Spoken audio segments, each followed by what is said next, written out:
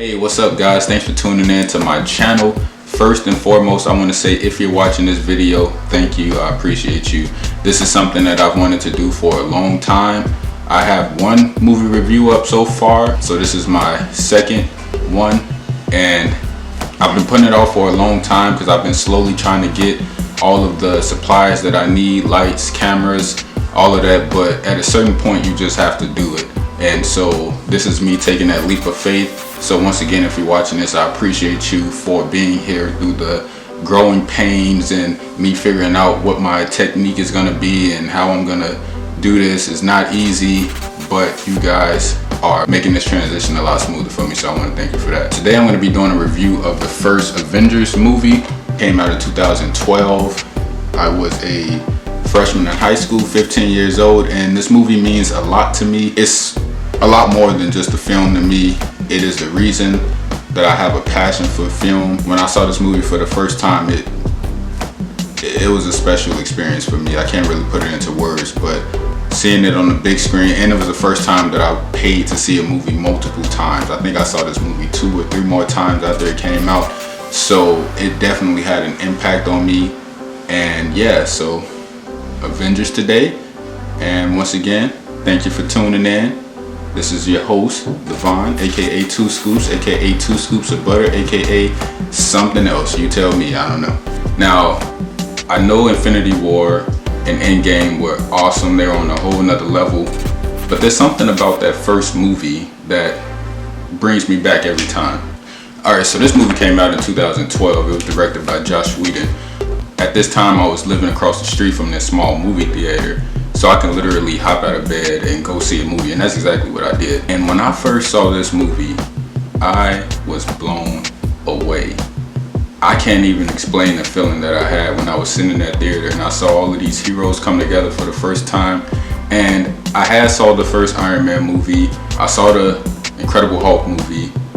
I didn't like it that much. It was good, but I wasn't completely sold on the Hulk. But I didn't even know that they were setting up a cinematic universe at this time. I thought these were just isolated movies.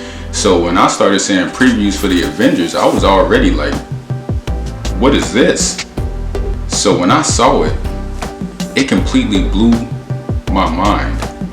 And it changed the way that I looked at movies.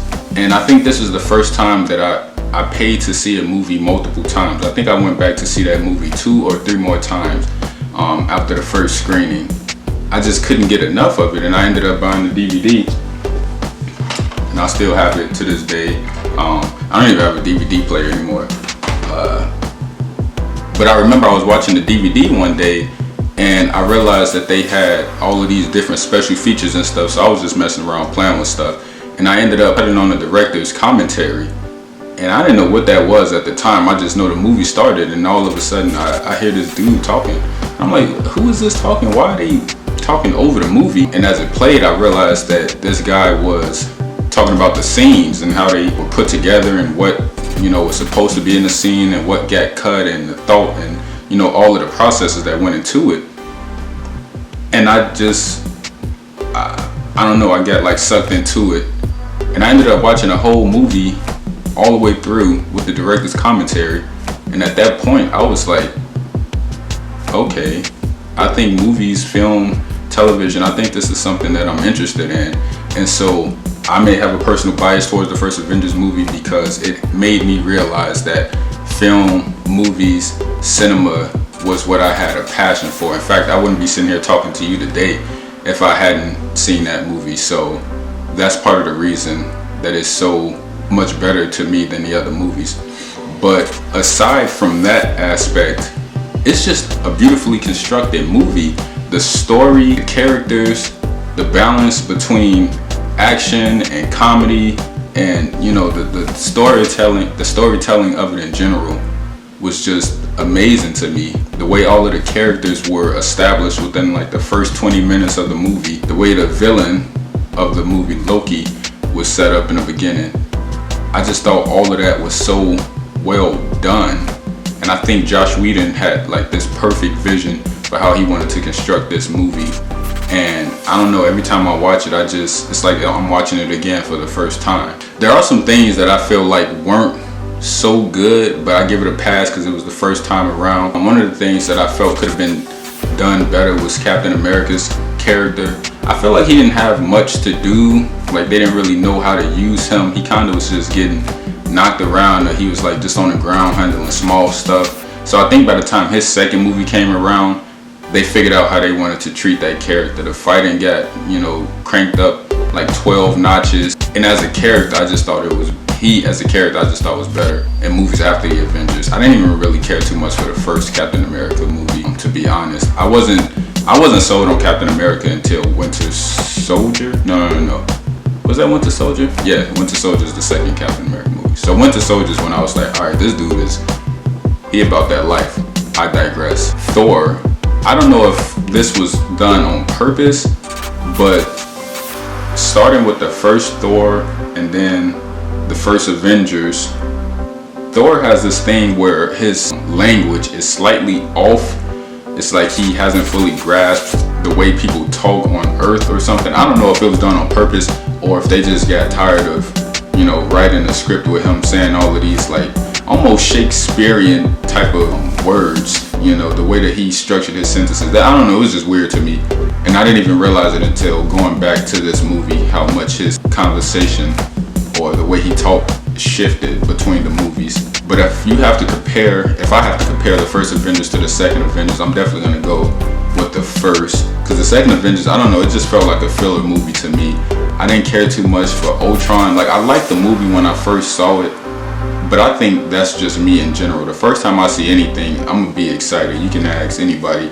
As soon as I come home from the movies, I'm gonna be talking about it all week. I'm gonna be on YouTube watching reviews. I'm gonna be trying to find behind the scenes footage. I'm just gonna like dive into that movie for about a week or two, and after that, that's when I can really assess how I feel about a movie. And after about 2 weeks is when I realized it wasn't as good as the first movie. The first Avengers movie also introduced us to the new Hulk, played by Mark Ruffalo, and I wasn't sold on him completely when I first saw previews, but by the time I saw the movie, I was sold. I don't know, the way he played Bruce Banner was interesting to me. He played Bruce Banner sort of edgy, like he's looking over his shoulder all of the time, like he feels like people are out to get him or they're just interested in a Hulk. And I thought that was a good direction for that character, because it made you care more about Bruce Banner. Because I can't say that in any other Hulk movie I cared much about Bruce Banner. I just cared about saying a Hulk. And when I saw the Avengers, I realized how much this dude actually feels cursed, and he hates this side of him.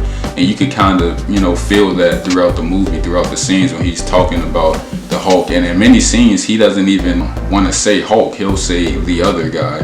And then that scene when he turns into the Hulk for the first time, when he and Black Widow are like stuck, and he was turning into the Hulk, and she looked at him, and then he like turned back and gave her this look. And it's like in his eyes, you could see like he hated what was about to happen. He was like, he tried to fight it. And I don't know, it's kind of like a Jekyll and Hyde type of thing between Bruce Banner and the Hulk. And then that first fight with him and Thor was always funny to me, and it set up this competition between them that really gets paid off in Thor Ragnarok. Like, they're always battling for, you know, who's the strongest, you know, so I thought that was interesting. But I don't know, I feel like the first Avengers is always gonna have a special place in my heart, because it just set the groundwork for many great movies to come after it. And I think one thing that it did that the others didn't do was took a step back and really focused on the characters and the dynamics between the characters. And I don't know, maybe it's just because they were just now meeting each other for the first time, but you see that, you know, the beginning of this feud between Captain America and Tony Stark, and you see this disconnect between Thor and the rest of the Avengers. All in all, I love this movie. It's always going to have a special place in my heart. It's always going to be the movie that got me interested in the behind the scenes of film, and for that reason alone, it's never going to, in my opinion, top any of the other Avengers movies. So once again, I want to thank you for watching. Thank you for sitting here with me and listening to me talk about movies. And if you're into movies, if you're into cinema, if you're into short film, I'm going to be doing all of that. Just stay tuned. like, subscribe, hit that bell so you'll be notified every time I drop another video.